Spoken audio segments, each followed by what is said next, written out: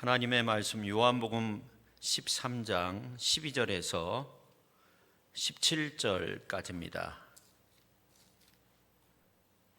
13장 12절입니다.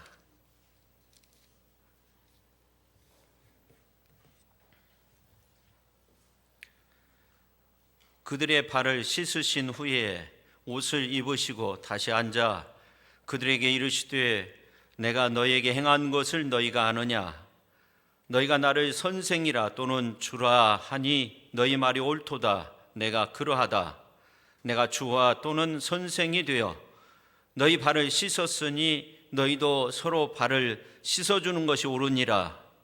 내가 너희에게 행한 것 같이 너희도 행하게 하려 하여 본을 보였노라. 내가 진실로 진실로 너희에게 이르노니 종이 주인보다 크지 못하고 보냄을 받은 자가 보낸 자보다 크지 못하나니 너희가 이것을 알고 행하면 복이 있으리라. 아멘. 기도하겠습니다. 하나님 아버지 감사드립니다. 성령 강림 후 8째 주일을 맞이해서 주회전에 찾아 나온 저희들 위에 말씀을 통해서 은혜 받게 하시고 우리의 삶이 새로워지는 복된 시간으로 성령 하나님 함께하여 주옵소서. 예수님의 거룩하신 이름으로 기도 올리옵나이다. 아멘. 7월과 8월은 교회 안에 중요한 행사들이 참 많이 있습니다. 오늘이 7월 넷째 주일이니까 굉장히 바쁜 때인데 코로나 바이러스로 인해서 아무것도 할 수 없는 그런 상황 속에 있습니다. 이런 어려운 상황 속에서 교사로서 본을 보이신 예수 그리스도를 우리가 깊게 묵상해 보는 것은 굉장히 의미 있는 일이라고 생각합니다. 우리가 일평생 살면서 예수님의 모습에서 우리 삶의 본질을 발견할 수 있어야 됩니다. 나사니엘 호손이 쓴 큰 바위 얼굴이라는 단편 소설 여러분 잘 아시죠? 주인공이 어니스트인데 어니스트가 어렸을 때 어머니께로부터 그런 말을 듣게 돼요. 우리 동네에 이제 큰 바위 얼굴의 모양의 어떤 그런 바위가 있었는데 앞으로 위대한 사람이 나올 텐데 그 바위의 얼굴의 모습과 같단다. 그런 말을 듣게 돼요. 그래서 어니스트는 어렸을 때부터 이제 큰 바위 얼굴을 보고자 한 거죠. 실제적인 어떤 인물로서 보고자 한 겁니다. 그러다가 어느 재력가를 만나게 되는데 이분이 큰 바위 얼굴이다 이렇게 생각을 했어요. 근데 이분의 모습을 보니까 나중에 물질에 매이는 거예요. 이 사람도 이 사람이 아닌가 보다 이렇게 생각을 했어요. 그러다가 이제 장군을 만나게 됐어요. 군인을 만나게 됐는데 이 군인의 모습 속에서 이분이 아마 큰 바위 얼굴일 거다 이렇게 생각을 했는데 자애로운 모습이 전혀 없는 거예요. 이분도 아닌가 보다 이렇게 생각을 했어요. 근데 점점 성장을 하면서 나중에는 이제 정치가를 만나게 됐어요. 근데 이분이 큰 바위 얼굴이라고 생각을 했는데 정치에만 관심이 있고 권력을 가지려고만 생각을 하는 거예요. 이 사람이 아닌가 보다. 원래 목수였는데 이제 그 일을 그만두고 설교자로서 활동을 하게 됩니다. 그러다가 이제 그 여러 자료를 찾다가 어느 시를 발견하게 돼요. 너무나 큰 감동을 받아가지고 그 시인과 만나서 대화를 하게 됩니다. 이 사람이야말로 큰 바위 얼굴인가 보다 이렇게 생각을 했는데 너무나 닮지 않은 거예요. 근데 이제 이 시인이 어니스트가 이제 설교가로서 활동을 한다는 것을 알고 그 동네에 찾아가게 됩니다. 근데 설교를 하는데 그 모습이 저 멀리 보이는 큰 바위 얼굴의 모습과 흡사한 거예요. 그래서 깜짝 놀라가지고 사람들한테 큰 바위 얼굴의 모습이 저 어니스트가 아닙니까? 그렇게 외치게 되었어요. 근데 어니스트는 내가 아니라고 정말 훌륭한 그러한 사람이 분명 나타나게 될 거라고 그렇게 이제 이야기가 맞춰지는 겁니다. 어니스트는 평생 그 큰 바의 얼굴을 생각하면서 이렇게 성장을 했죠. 그리고 자신이 그 얼굴을 닮았다는 것도 모르고 지냈던 겁니다. 우리도 예수님 바라보면서 살면 우리도 예수님 닮은 그러한 사람이 될 겁니다. 크리스찬 투데이라는 신앙지에서 이 코로나 시대에 교회가 성장하기 위해서 어떻게 해야 될 건가 여러 가지를 글로서 써놓았는데 그중에 한 2가지만 말씀을 드리면, 앞으로는 디지로스 시대를 열어가야 된다. 좀 어려운 말인데 디지털과 아날로그의 합성어 디지로스 시대를 열어가야 된다. 교회 안에서도 디지털화 된다는 거죠.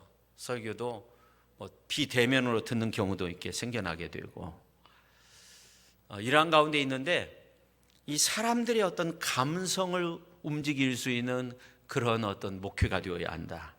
그러니까 아날로그적인 어떤 감성, 아날로그적인 감정을 우러나도록 해야 된다 하는 겁니다. 요즘 TV 광고를 보면 알 수 있는데 정말로 디지털화된 이 상품을 소개하는데 아날로그적인, 그러니까 아주 오래된 어떤 방법을 통해서 소개를 하는데, 제가 소개해드리면 가격은 가격 저렴해. 그 다음에 보상은 보상 든든해. 보상 든든해. 여러분 한 번도 안 보셨는가 봐요. 일부 예배 때는 아주 그냥 재밌다고 그러시던데, 어떻게 보면 그런 것들이 사람들의 마음을 움직인다는 거예요. 아주 단순하지만. 그러니까 마찬가지로 이 디지털화된 시대 속에서 사는 우리는 어떤 감정을 움직이는, 감정을 녹여낼 수 있는 어떤 그런 방향으로 우리가 목회를 해야 되고, 교회가 그런 쪽으로 또 움직여져야 한다 하는 겁니다. 또 한 가지는 온라인 예배를 통해서 개인이 머무르는 장소가 예배드리는 장소가 됐다는 거예요. 집에서 예배드리는 분들도 분명히 있을 거예요. 그러니까 우리의 삶의 현장이 예수의 도를 따를 수 있는 그런 어떤 자리로 만들어가야 된다 하는 겁니다. 그런 의미에서 히브리서 12장 2절 말씀, 믿음의 주요 온전하게 하시는 이인 예수를 바라보자. 그는 그 앞에 있는 기쁨을 위하여 십자가를 참으사 부끄러움을 개의치 아니하 하시더니 하나님 보좌 우편에 앉으셨느니라. 너무나 소중한 말씀이에요. 믿음의 주요 온전하게 하시는 예수 그리스도를 바라보면서 우리가 살아야 된다는 겁니다.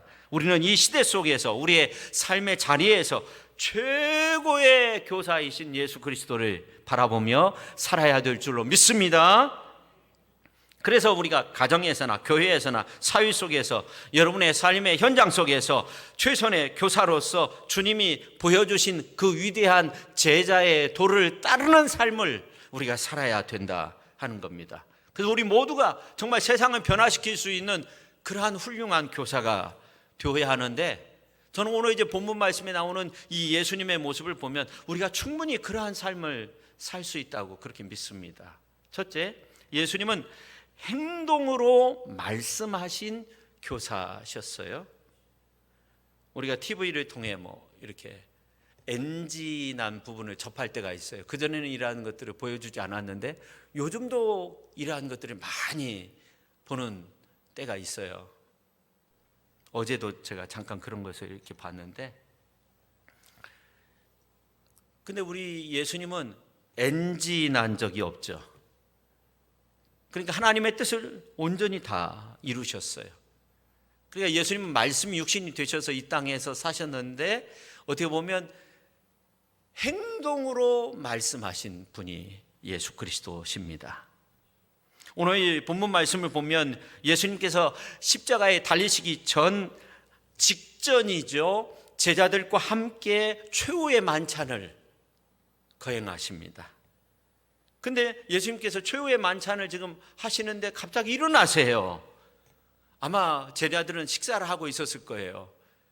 겉옷을 벗고 대야에 물을 떠오십니다. 그리고 수건을 허리에 차시고 제자들의 발을 하나하나 이렇게 다 씻기시는 거예요. 그리고 말씀하세요. 오늘 12절 말씀 우리가 같이 한번 읽겠습니다. 그들의 발을 씻으신 후에 옷을 입으시고 다시 앉아 그들에게 이르시되 내가 너희에게 행한 것을 너희가 아느냐. 그러니까 그들의 발을 씻으셨다는 것은 야고보 발은 씻고 베드로 발은 씻기지 않고 그런 것이 아니에요. 12제자의 발을 다 씻기셨다는 거예요. 그리고 난 다음에 옷을 입으시고 말씀하세요. 내가 너희에게 행한 것을 너희가 아느냐.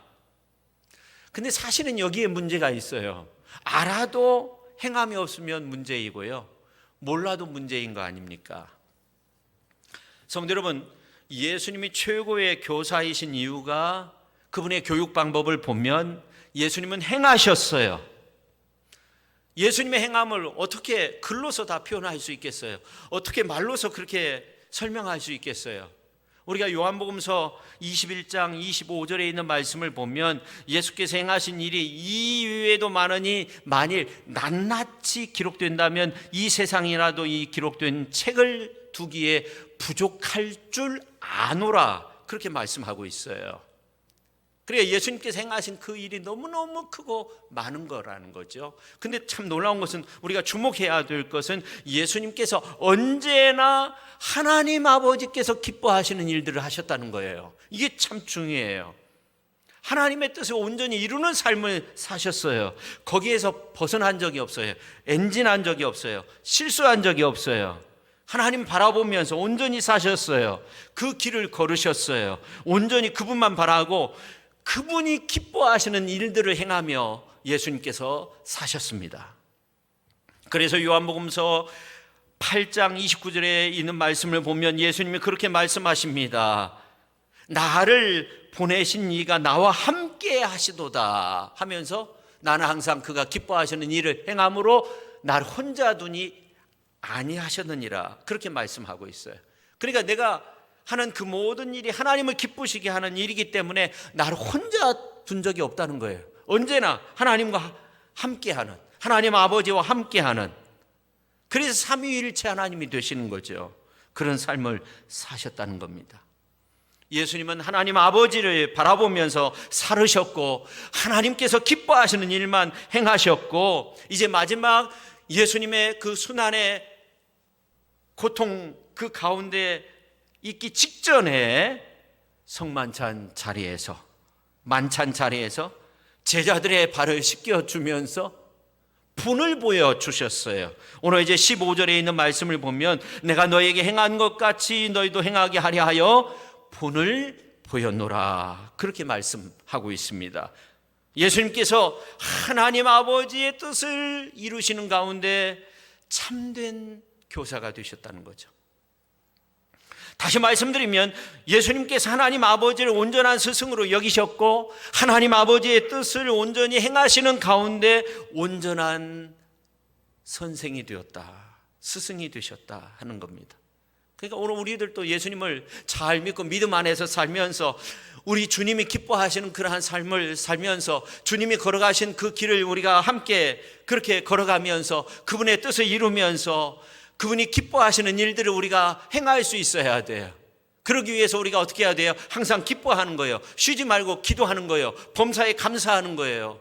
이것이 하나님 아버지의 뜻이에요. 예수님 안에서 사는 삶의 모습이에요. 잘 안 돼도 우리가 노력해야 돼요. 우리는 먼저 그의 나라와 그의 의를 구하는 그러한 삶을 살아갈 수 있어야 돼요. 그것이 주님이 기뻐하시는 삶이라고 그렇게 말씀하고 있어요. 성경은 우리에게 그것을 요구하고 있어요.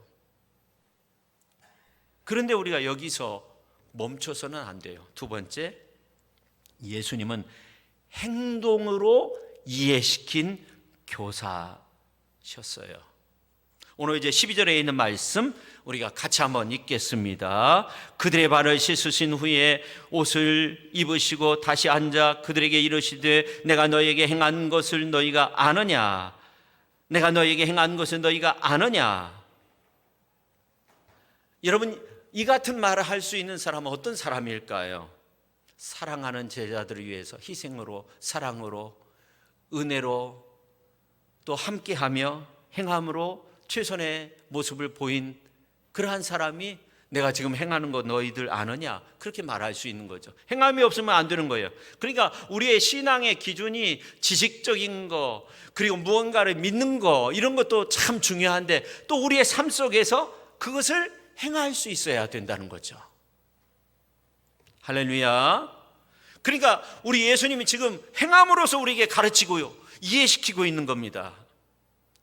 오늘 우리는 말씀을 들어도 잘 이해되지 않는 부분이 있어요. 저도 말씀을 준비하면서 잘 이해가 되지 않는 부분들이 있었어요. 왜 그럴까 생각했어요. 결론이 하나더라고요.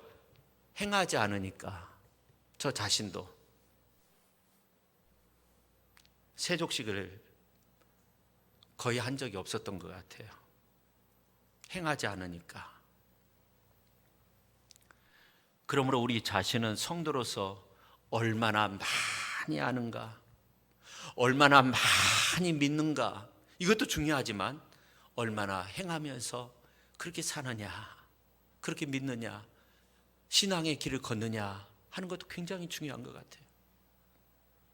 행할 때 우리가 말할 수 있어요. 내가 지금 행하는 거 너희들 알 수 있지? 자녀들에게 그렇게 말할 수 있죠. 교회에서도 성도 여러분, 우리가 이렇게 하는 것을 여러분 아시죠? 그렇게 말할 수 있죠. 교사로서 아이들한테도 그렇게 말할 수 있는 거죠. 성도 여러분, 예수님은 우리에게 최고의 선생님이 되신 것은 행하셨기 때문에, 행동으로 보이셨기 때문에. 근데 예수님의 그 모습을 보면 너무나도 독특해요. 예수님은 하나님과 동등한 분이셨는데 자기를 낮추셨어요. 인간 구원을 이루기 위해서 십자가에 못 박히셨어요. 아주 비천한 자리를 택하셨어요. 우리 예수님 가장 존귀하신 분이고 영광 중에 영광을 받으셔야 합당한 분이신데 그렇게 사시지 않았어요. 탄생부터 죽음에 이르기까지 낮아지셨어요. 스스로 낮아지셨어요. 지난 18일 토요일인데요, 아침에 운전을 하면서 신호등에 차가 딱 세워졌는데 기독교 방송에서 큐티가 나오는 거예요. 큐티. 한 3분 정도 시간이 걸리잖아요. 근데 시간이 어떻게 딱 이렇게 겹쳐서 신호 대기 가운데 있는데, 큐티 내용이 뭐냐면 누가 진정한 지도자인가, 뭐 그런 내용이었어요. 그러면서 헤르만 헤세의 작품에 나오는 한 이야기를 예화로 드는 거예요. 어느 귀족들이 먼 타 지역에 여행을 갔어요. 귀족들이 여행을 가니까 귀족들이 서로 주도권 싸움을 하는 거예요. 여러 이제 그 귀족들이 함께 했으니까. 근데 이제 그러한 가운데도 한 가이드가 있었는데 원주민들한테 이제 대화도 잘하고 이제 그런 이제 가이드였는데, 이 가이드가 그 중에서 그 와중에 이제 섬기는 일을 잘했다는 거예요. 그 여행이 아주 재미있게 이렇게 흘러가는데 갑자기 이 가이드가 사라진 거예요. 사라지니까 더 이상 여행을 할 수가 없는 거예요. 재밌는 여행이 아닌 거예요. 그래서 그 귀족들이 여행을 포기하고 집으로 돌아왔다, 이제 그런 예화입니다. 그러면서 섬기기 위해 이 땅에 오신 예수 그리스도의 삶을 강조하는 그런 짧은 큐티의 시간이었어요. 저는 그 내용을 이렇게 접하면서 진정한 지도자가 누군가, 어떤 사람인가, 그런 생각을 했어요. 저에게 물었어요. 또 진정으로 섬기는 자가 어떤 자인가, 그런 생각을 했어요. 여러 가지 그 짧은 시간이고 끝나고 난 다음에 계속 운전을 했지만 많은 생각을 했어요.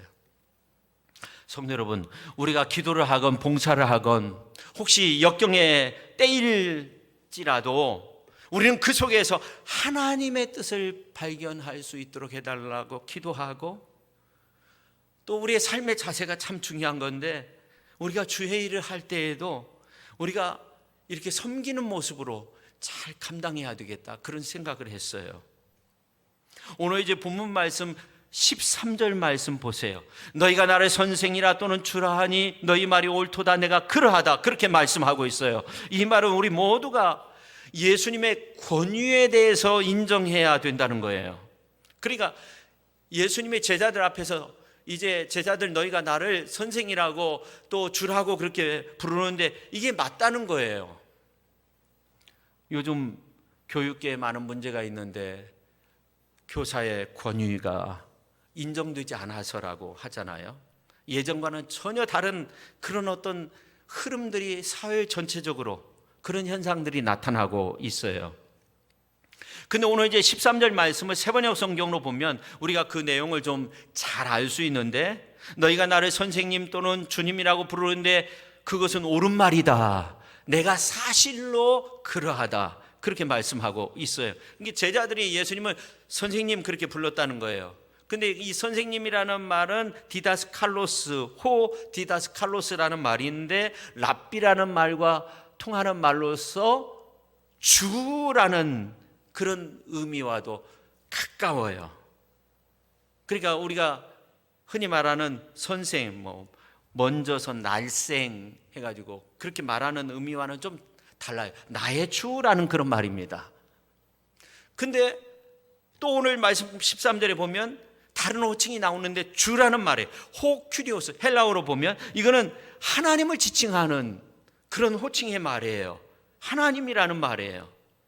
근데 오늘 13절 하반절에 보면 내가 그러하다, 이 말을 또 헬라어로 보면 왜냐하면 그런 단어가 포함되어 있어요. 왜냐하면 내가 그이기 때문이다 하는 거예요. 그런 예수님이, 그런 주님이, 그런 하나님 되시는 예수님이 제자들의 발을 씻기고 있는 거죠. 겉옷을 벗고 속옷만 입고 물을 떠오고 그리고 엎드려서 제자들의 발을 씻기는 거예요. 수건을 차고 종들이 하는 그 일, 노예들이 하는 그런 일을 하고 있는 겁니다.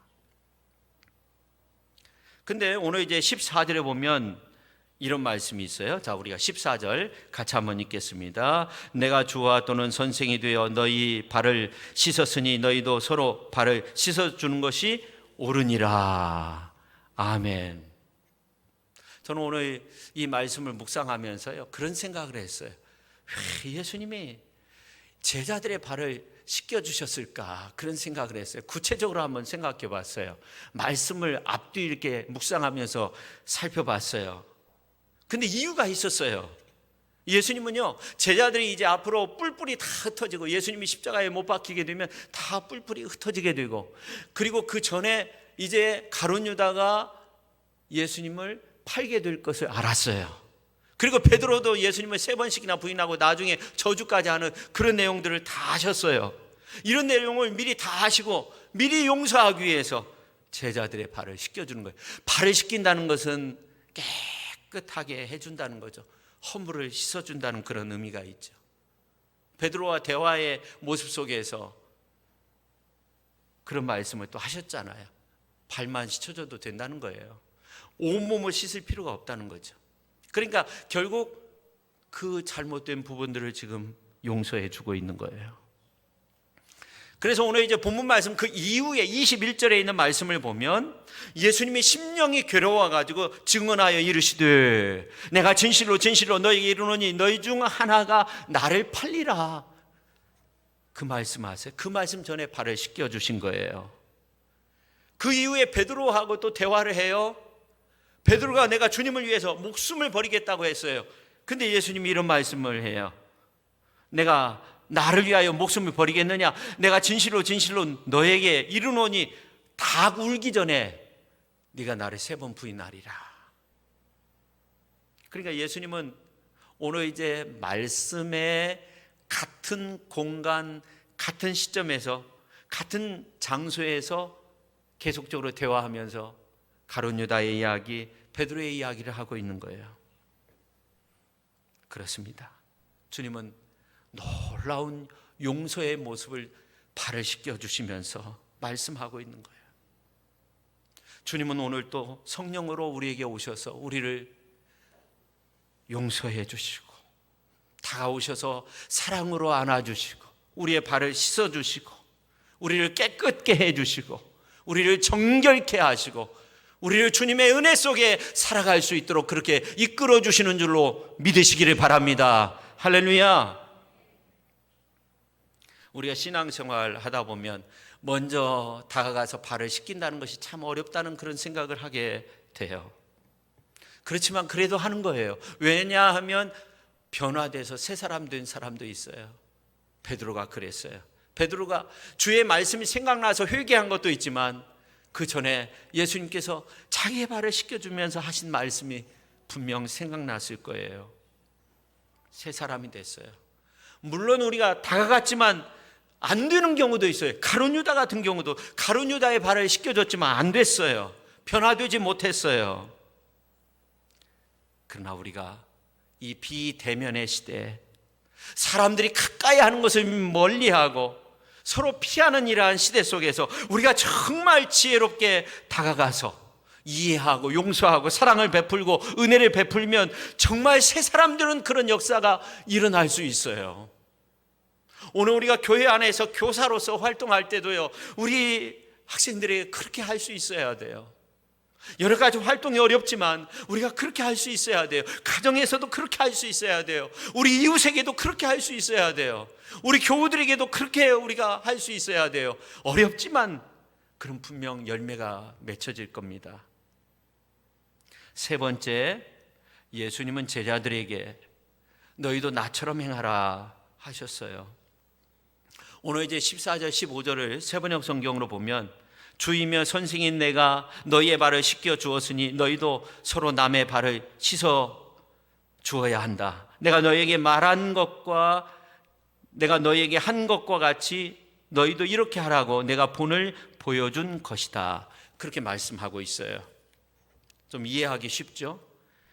그러니까 우리 주님은 제자들이 서로 누가 높냐고 막 이렇게, 그리고 이 세상이 서로 누르고 죽이는 이러한 시대 속에서 이제 아주 중요한 교훈을 주고 있는 겁니다.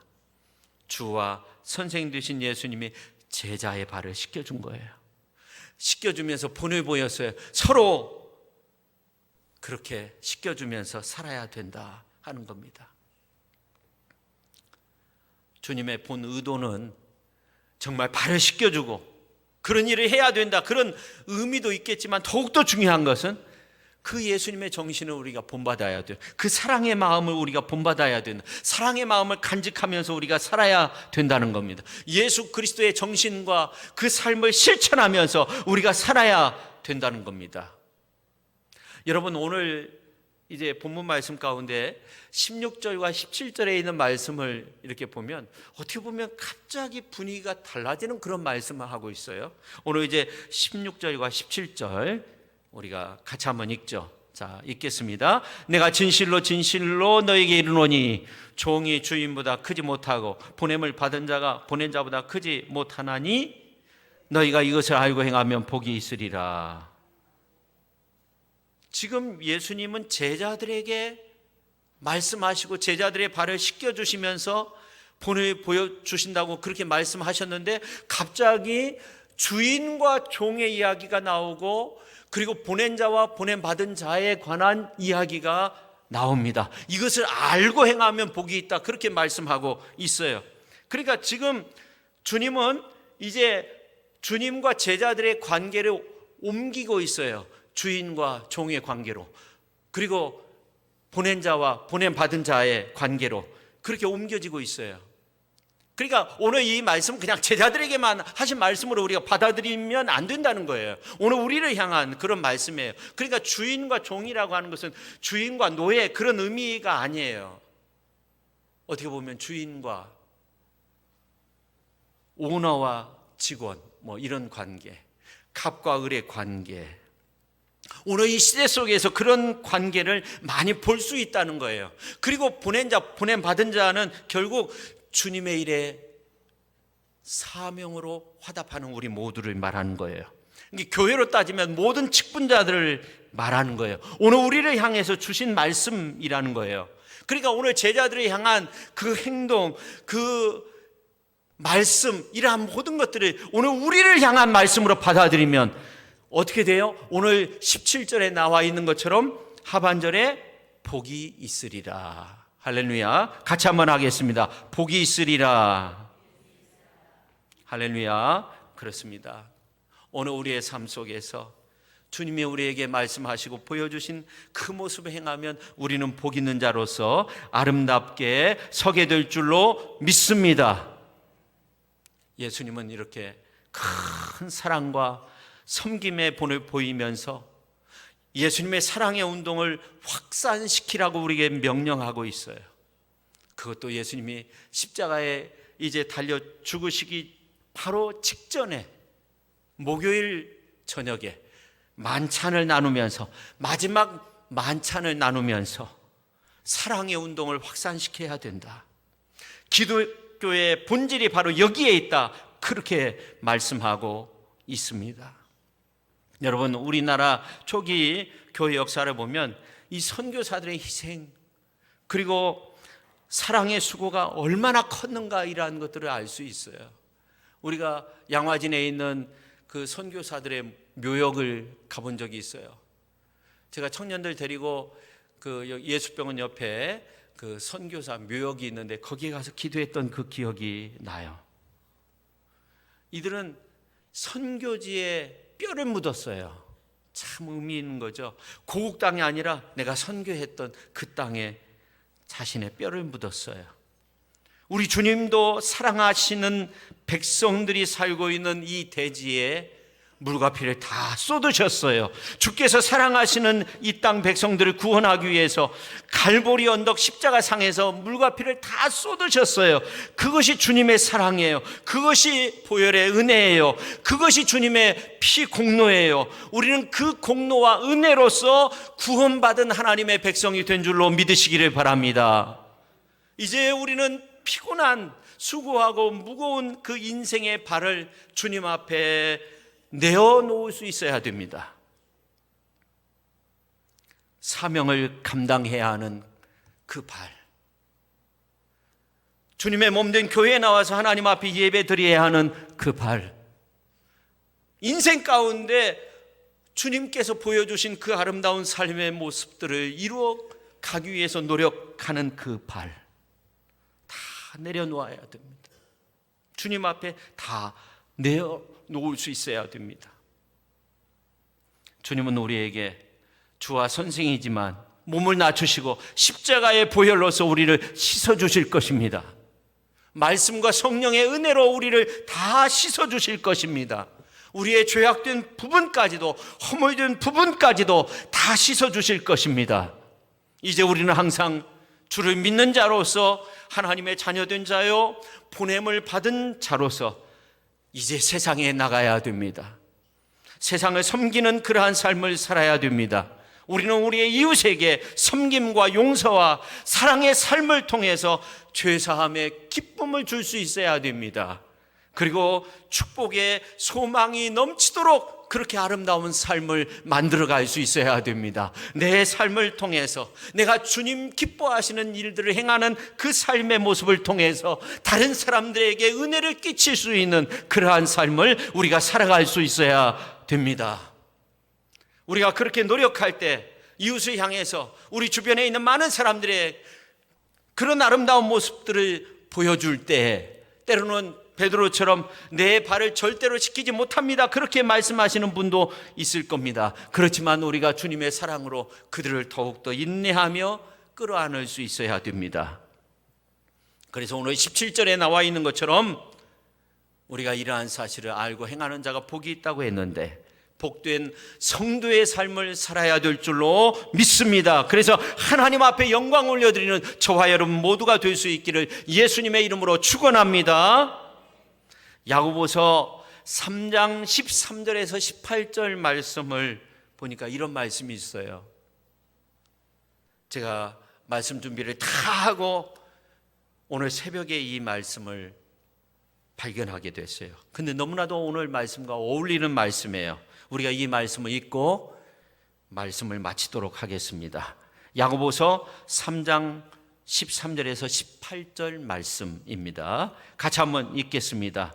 너희 중에 지혜와 총명이 있는 자가 누구냐? 그는 선행으로 말미암아 지혜요 온유함으로 그 행함을 보일지니라. 그러나 너희 마음속에 독한 시기와 다툼이 있으면 자랑하지 말라. 진리를 거슬러 거짓말하지 말라. 이러한 지혜는 위로부터 내려온 것이 아니요 땅 위의 것이요 정욕의 것이요 귀신의 것이니 시기와 다툼이 있는 곳에는 혼란과 모든 악한 일이 있음이라. 오직 위로부터 난 지혜는 첫째 성결하고, 다음에 화평하고, 관용하고, 양순하며 긍휼과 선한 열매가 가득하고 편견과 거짓이 없나니, 화평하게 하는 자들은 화평으로 심어 의의 열매를 거두느니라. 할렐루야. 이러한 은혜 속에 거하는 저와 여러분 모두가 될 수 있기를 예수님의 이름으로 축원합니다. 기도하겠습니다. 우리 예수님은 높고 높은 보좌를 버리고 낮고 천한 이 땅에 오셔서 제자들의 발을 다 씻겨주시면서 본을 보이시고 우리에게 귀한 사랑의 삶을, 용서의 삶을 살라고 그렇게 행함으로써 우리에게 보여주셨습니다. 마지막 순간, 마지막 만찬 자리에서 그 일을 행하셨는데, 오늘 우리의 삶의 모습을 볼 때 얼마나 주님 닮은 그러한 삶을 살았나 생각할 때 너무나도 연약한 모습들입니다. 삶으로서 보여지는 그러한 믿음의 길을 우리가 걸어갈 수 있도록 성령께서 우리의 마음을 주장하여 주시고 깨닫게 해주시고, 우리가 가는 곳곳마다 예수의 사랑과 용서와 은혜가 가득한 놀라운 변화의 역사가 나타날 수 있도록 주님 도와주시옵소서. 그래서 훌륭한 교사로서, 훌륭한 성도로서, 훌륭한 사역자로서, 훌륭한 직분자로서 그렇게 아름답게 사는 저희들 모두가 되게 하여 주옵소서. 예수님의 거룩하신 이름으로 기도 올리옵나이다. 아멘.